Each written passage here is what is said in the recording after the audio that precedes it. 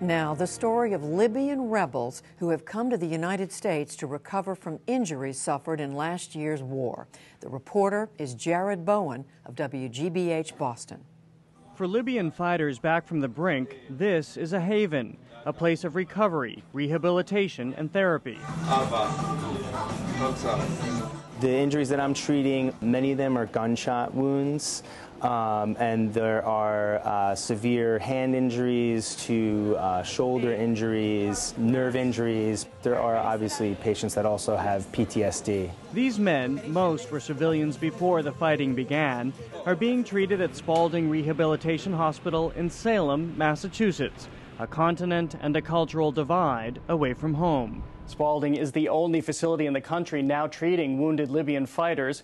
It was selected by the State Department in part for its care of American soldiers returning from Iraq and Afghanistan. It took time for the patients to feel comfortable with us and really started to kind of tell us a little bit more about what had happened to them and how they were feeling. All of the 22 Libyan men receiving treatment here were rebel fighters, wounded while fighting against the regime of Muammar Gaddafi. Their injuries were extreme, sustained from conflict and torture. Their care at Spaulding, a facility nationally renowned for ushering patients back from the trauma of surgery, stroke, and brain injury, has been funded entirely by Libya's transitional government. 9, let it go. 10, 2 more. Spaulding has placed all of the men on the same floor here, preserving their sense of community. Since none speak fluent English, they have an omnipresent translator. Post-it notes turn a walk anywhere into an English lesson, and a room at the end of one corridor has been transformed into a place of prayer. Allahu Akbar, Allahu Akbar. I think it's going very well. People here have worked really hard, from the most simple thing of going on Google and trying to learn a little bit about what the customs are in Libya, what kind of foods people eat, what kind of music they listen to. Among the wounded here is Salim Mohammed, a civil engineer. One morning in August, he says he joined a caravan of about 400 men to attack Gaddafi forces in southern Libya. His brother, a videographer, recorded the attack. I was surrounded by the militia of Gaddafi. By that time, I got injured in my hand. Mohammed came under intense gunfire while manning a gun on the back of a pickup truck.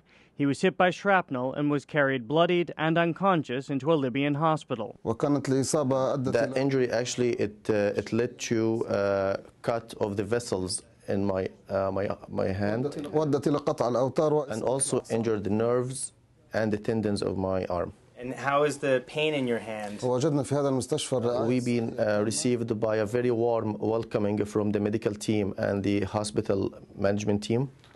From the psychological aspect, from the physical therapy, from the entertainment and the social aspect as well. No one is more surprised about their treatment here than 21-year-old Belgasem Ali, a political science student who arrived in the U.S. assuming the worst about Americans, he says. When we came here, we changed completely the image that Gaddafi put about America on our mind, that the American nation, they are selfish. Ali is still undergoing treatment for a gunshot wound to the abdomen. He's happy to remain in the U.S. for the time being. He and his fellow patients organize routine soccer games on the hospital rooftop and have visited New England tourist attractions. But they also intently monitor Libya's regime change via Facebook, Skype, and phone calls home. You were witnessed actually our revolution and how we stood on the face of the oppression. Of Muammar Gaddafi's violent public death, Ali has no remorse for what his countrymen did. When we captured him, we didn't show any mercy toward him. He got the same fate, the same way that he oppressed us, we oppressed him. The men will return home to Libya in small groups over the next several months as their therapy wraps up. They are confident that all they fought and suffered for has been to a worthwhile end. I believe that Libya is going to move to the best future. I believe that it will be an election, it will be a constitution, and I believe that Libya will be more advanced. A country on the mend, just as they are.